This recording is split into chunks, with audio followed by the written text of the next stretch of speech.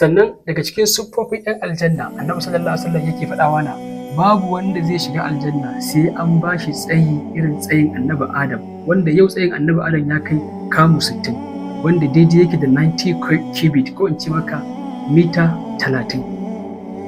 Babu wanda zai shiga aljanna sai an ba shi kyau irin na annabi Yusuf, sannan kuma a sanya shekarunka ya zama 33 da kai da babanka da kakanka da kakan babanka da kakan kakanka dukka za ku zama 'yan shekara 33, wanda a nan duniya shine Allah ya kira da wannan shekarar cewa balaga ashiddahu, kololuwar samartaka.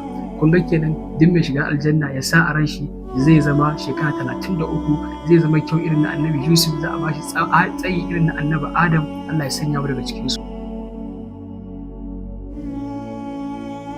Annabi sallallahu alaihi wasallam yake cewa nazartu ila aljanna fa iza aksaru aluha alfuqara, yake cewa na kalli aljanna sai na ga mafi yawancin talakawa ne a cikin aljanna.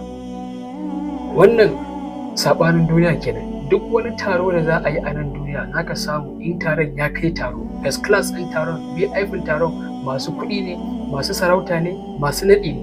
Amma kuma duniya a lahira kuma mafi yawancin 'yan aljanna talakawa ne. Wannan ya fassara mana wancan hadisin da aljanna take cewa mali la yadkhuluni illa du'afa'un nas wa sakatu. Ya ubangiji na me yasa mafi yawancin wanda za su shiga aljanna talakawa ne, gajiyayyu ne, raunana ne? Anan ba ana nufin mai kuɗi ba zai shiga aljanna ba ne. A'a, duk mai kuɗin da Allah ya bashi kuɗi ya yi amfani da wannan kuɗin ya hidimta wa addinin Allah, ya taimaki 'yan uwansa, ya taimaki ƙannansa da 'ya'yansa, sannan kuma da ahalinsa da maƙwabtansa da al'ummar annabi, hakika wannan ya rabauta. Za a bashi sakamako iri biyu: a lahira a shigar da shi aljanna da yardar Allah, a nan duniya kuma a ninka mai abin da aka bashi sau 10. Allah ne ya yi alƙawari duk mutumin da ya tausayi wani ya bashi daga cikin dukiyar shi ta halal, Allah sai ya ninka maka sau 10. An babu labarin wasu mutane su biyu za su zo ranar tashin alkiyama. Ɗayansu yana da aiki guda 99 na lada, da aiki ɗaya ya rage mai ya zama 100 ya shiga aljanna. Shi kuma ɗayan ya zo da aikin zunubi guda 99, aikin ladan shi kwaya ɗaya ne tal. To dukkan su sai Allah ya umarta a tafi da su wuta.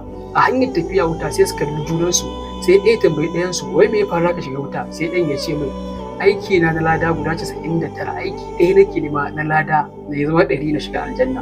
Shi kuma sai ce ka gani kuwa aiki na 99 duka na sabo ne, aiki na guda ɗaya ne tallin tal yake na lada. Kaga sai yayi tunani, ya ji tausayin sa, da su tafi aljannar da su tafi wutar ran duka su yi asarar ayyukan nan guda 100.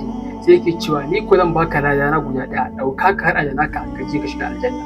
Da suka faɗa wa Ubangiji sai Allah ya ce har kai a wannan ranar ka iya wannan tausayin, to ka sani na fi ka tausayi, da kai da shi duka ku dawo ku shiga aljanna. Kaga anan da kai da shi din duk mutumin da ya taimaki wani ya ji tausayinsa, Allah ya fi ka tausayi, sai Allah ya ninka maka abin da ka bayar fiye da yadda kake zato. Sannan Annabi sallallahu alaihi wasallam yake cewa akwai wani mala'ika a cikin kofar aljanna, kullum yana faɗin wannan kalmar cewa yake man yuqridil yawm yujza gadan.